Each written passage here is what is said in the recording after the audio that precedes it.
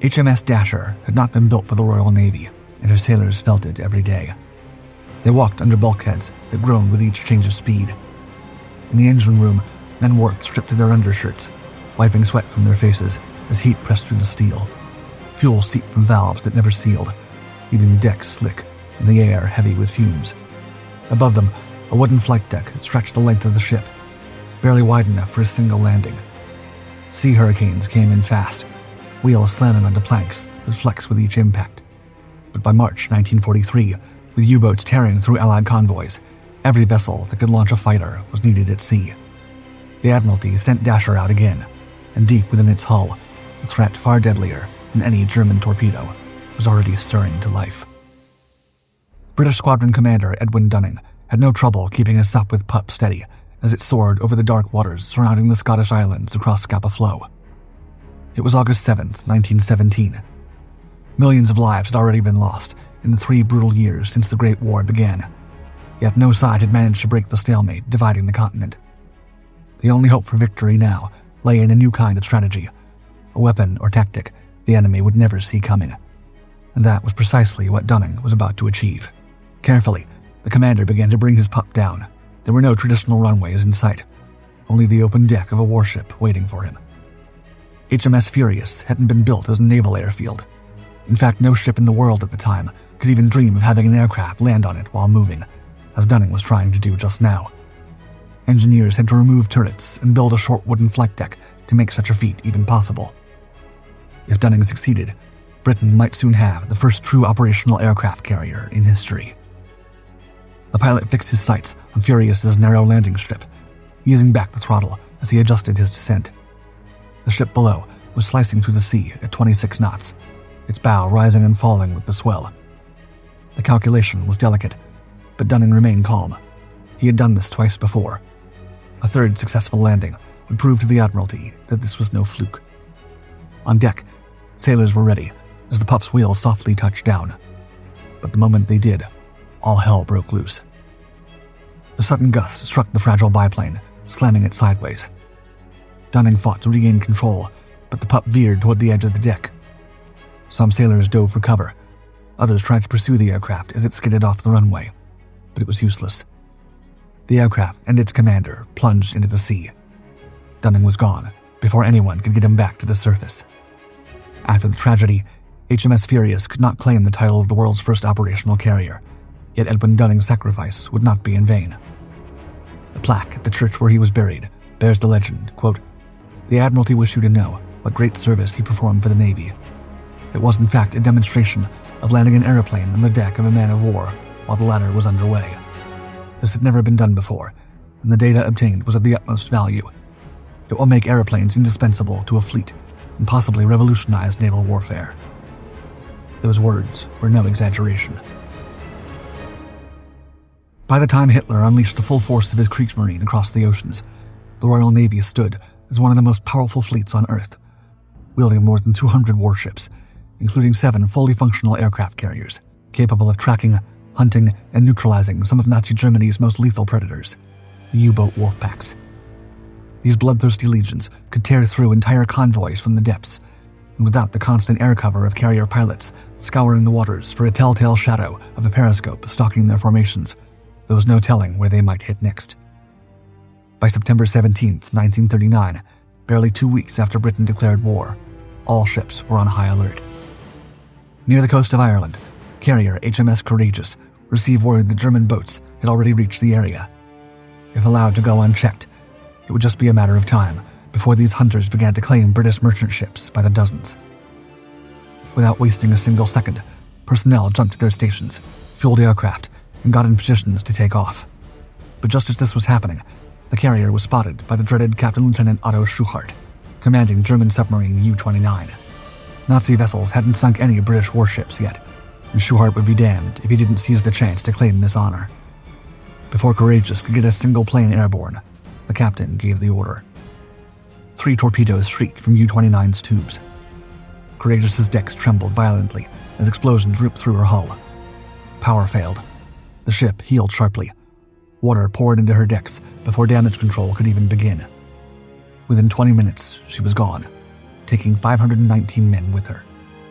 Britain had just lost one of its precious carriers, right when it needed it most, and replacing it under wartime conditions would be near impossible. Now, the nation's only hope lay across the ocean.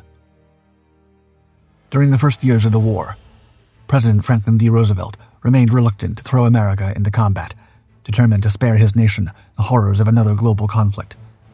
Yet Roosevelt also understood that if Hitler ever conquered Europe, there would be no guarantee his ambitions would stop there. To prepare for the possibility of the Nazis coming to America, Roosevelt signed the Lend-Lease Act, a lifeline that allowed the U.S. to supply its allies with weapons, vehicles, and equipment to keep the fight against Germany alive. As part of the agreement, American dockyards would begin constructing a new series of aircraft carriers for the Royal Navy. But with Germany gaining terrain across Europe by the day, these would have to be built in record time. The only viable solution was to transform existing vessels, repurposing them into operational carriers, much like the British had once attempted with HMS Furious during World War I. The best candidates came from a family of 4 merchant ships just completed at the Sun Shipbuilding and Dry Dock Company in Pennsylvania. Known as the Rio class, these vessels were never meant for war. They'd been built as C-3 passenger cargo liners for the Moore-McCormick lines, destined to sail trade routes along the South American coast. Their top speed, barely 16.5 knots, was roughly half that of Britain's mainland carriers. Their size, just under 500 feet long and displacing a little over 8,000 tons, meant they would produce a smaller type of carrier, holding somewhere around 15 aircraft per mission. For comparison, USS Saratoga, one of America's biggest carriers at the time, could wield as many as 90 aircraft. However, this was the best the U.S. could do on short notice. These ships could serve as escort carriers, guarding slow merchant convoys against U-boat packs prowling the Atlantic. The British would take them as they were. To convert them, engineers stripped the merchant hulls bare and added a wooden flight deck spanning nearly the entire length of the ship, at about 410 feet long. The cargo holds, once used for goods, were transformed into hangars, where aircraft could be hoisted to the deck by a single elevator for takeoff.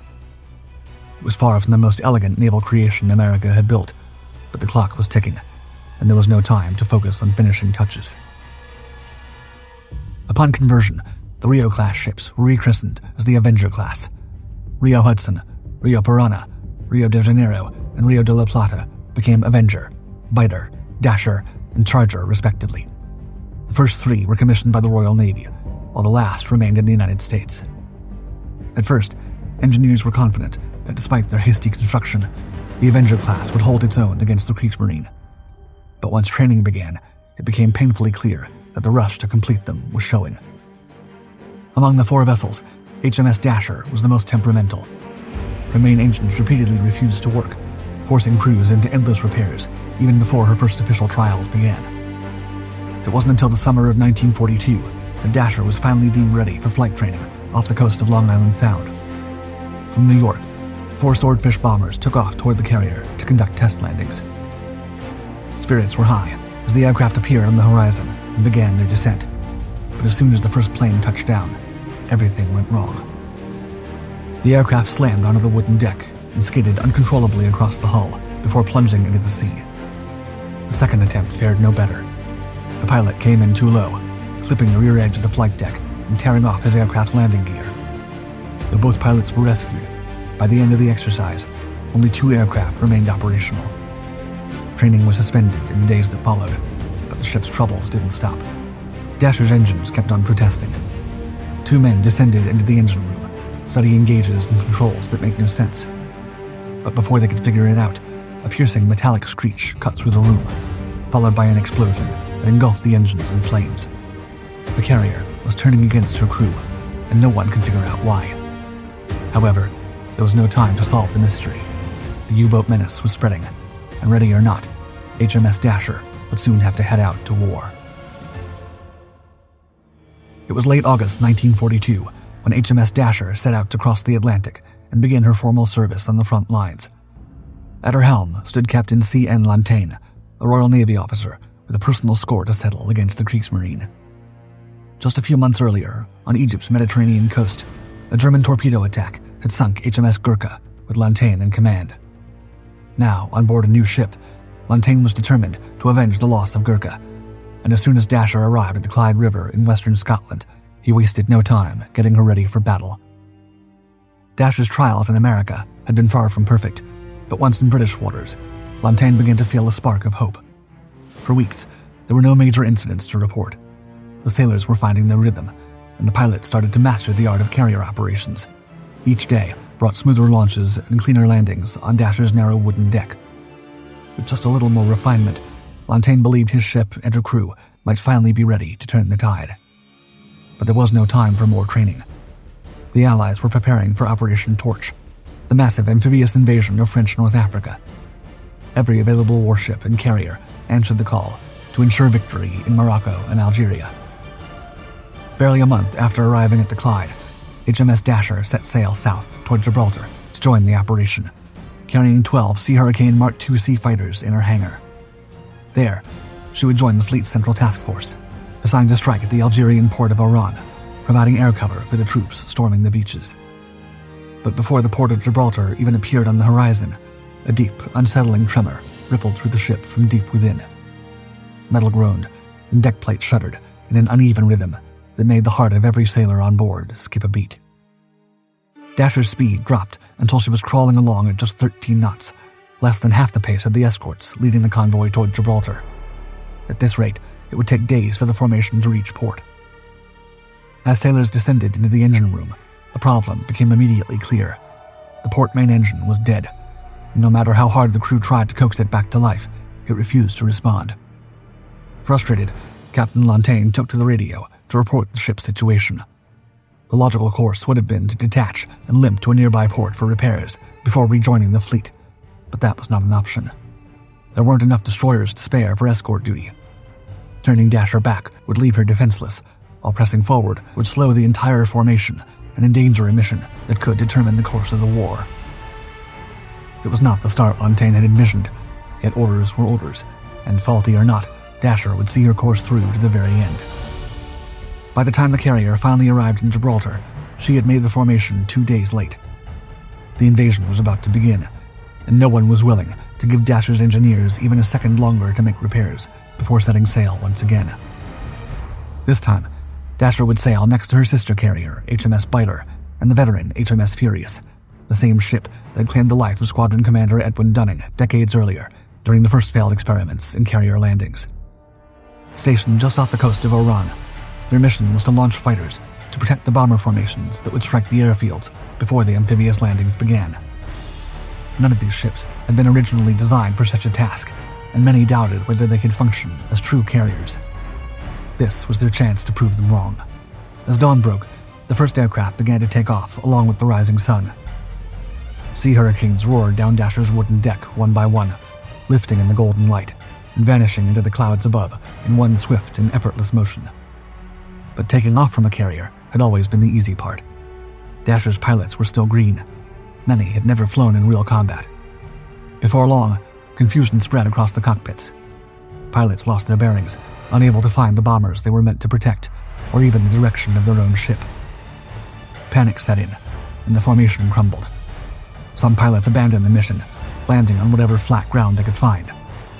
Others never made it, shot down by enemy fighters or crashing into the earth below. By the end of that first opening strike, HMS Dasher had lost nearly 2/3 of her entire air wing. Meanwhile, HMS Biter and HMS Furious were facing a different kind of battle. Their fighters had managed to link up with the incoming bombers and provide cover as payloads rained down on Vichy airfields, destroying dozens of planes on the ground. But not every pilot was prepared for the inevitable counterstrike. Before the returning aircraft could reach their improvised carriers, enemy fire tore through the sky. Bullets ripped into fuselages, crippling engines and fuel lines. Some pilots were mortally wounded before they ever caught sight of the ships waiting for them at sea. Aboard Dasher, Captain Lantain refused to let his fellow carriers face the storm alone. Grabbing the radio, he ordered his sailors to ready the deck and reached out to the other ships, instructing them to redirect any damaged or fleeing aircraft that couldn't make it back to their own carriers. Moments later, the first refugee aircraft began to descend over Dasher, pilots desperate, aircraft riddled with holes. They came in fast, skimming low over the waves before slamming onto Dasher's wooden deck.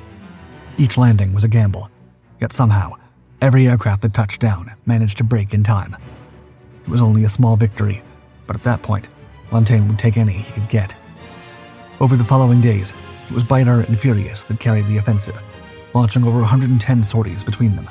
Dasher, her air group decimated, was left to perform support landings and combat air patrols, managing only 28 flights before being ordered back to Gibraltar. As the ship eased into port, Lantain couldn't shake off a bittersweet feeling. On one hand, he and his men had survived. Dasher had played her part in securing Operation Torch, one of the most daring Allied offensives of the war. But on the other hand, it was impossible to ignore the painful truth. Dasher was far from the naval avenger the Admiralty had hoped for. In the coming months, she would not be called upon for another grand invasion, but instead assigned to the quiet, thankless duty of convoy escort in the Arctic seas. Perhaps not the most glorious assignment for a captain, but at least, Lantain thought, one that promised smooth sailing from now on. Before taking on her new role as a convoy escort carrier, HMS Dasher was in desperate need of modifications. She'd only been in service a few months, yet had already required more repairs than some veteran warships.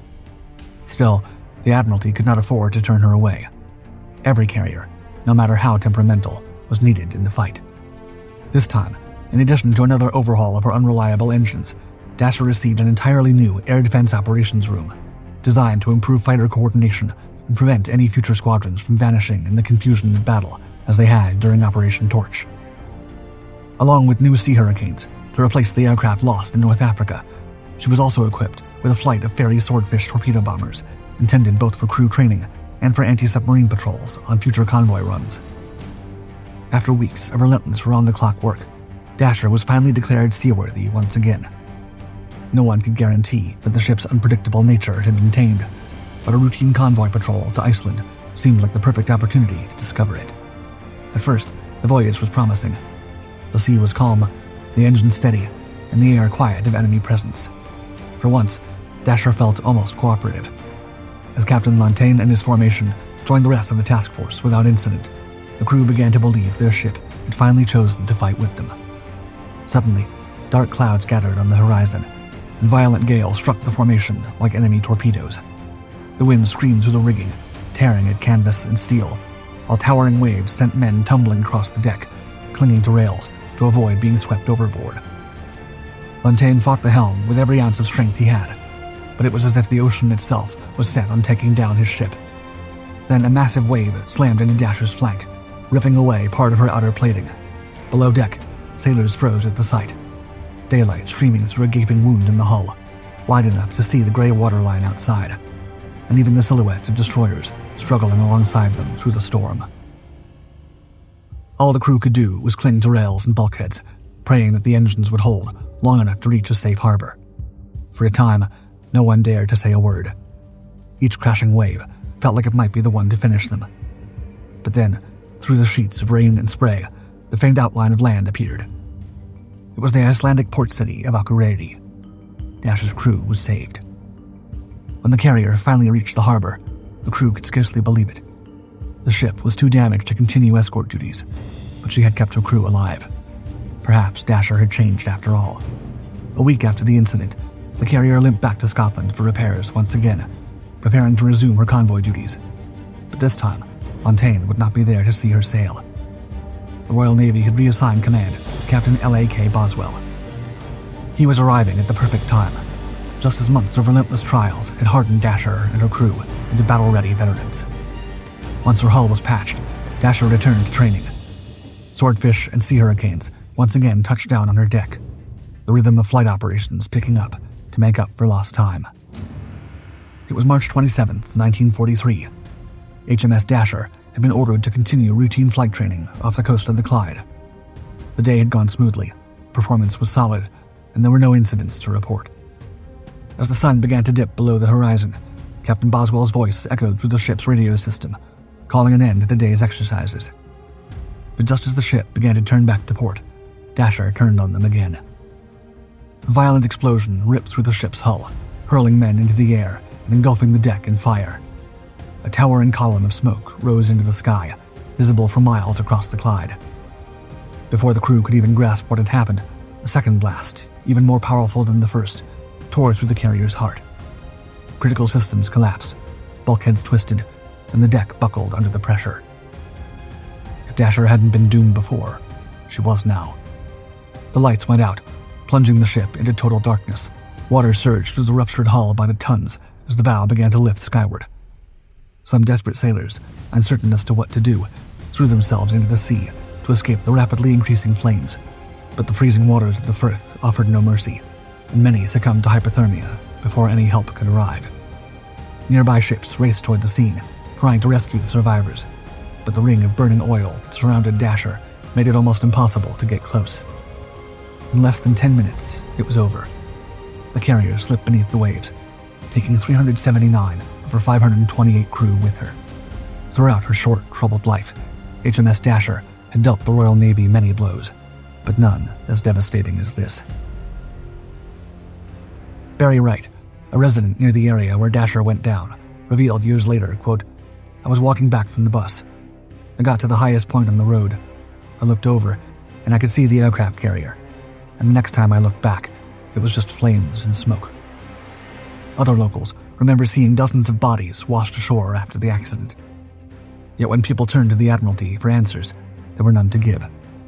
The Royal Navy was not about to broadcast the Avenger-class's vulnerability. Families who lost loved ones received no clear explanation of what had happened to them, nor even which ship they'd served on. Worse still, most never recovered the bodies of their relatives, despite widespread belief that many had been retrieved. One local, Bill Watson, whose father worked as an ambulance driver at the time, described what his father told him years later, quote, "They would get 6 of these poor souls onto these ambulance trailers, and they would be taken to local mortuaries. Some were laid out in a hall on the dance floor. Some theories suggest that the bodies were buried in unmarked graves somewhere near the coast. However, this has never been proven, and the Royal Navy insists that such actions would have gone against wartime casualty policy. As for the cause of the explosion itself, the mystery remains. The most accepted theory suggests that a petrol leak somewhere within the ship allowed vapors to build up until they were ignited, perhaps by a sailor's cigarette or a faulty light bulb. The resulting blast would have reached the fuel tanks or stored ammunition, triggering the second catastrophic explosion. Whatever truly caused Dasher's destruction, and whatever became of the men who perished with her, may never be known. What is certain is that the loss of HMS Dasher remains one of World War II's most haunting and unsolved naval tragedies, marking a fitting end to one of the most unlucky carriers ever built.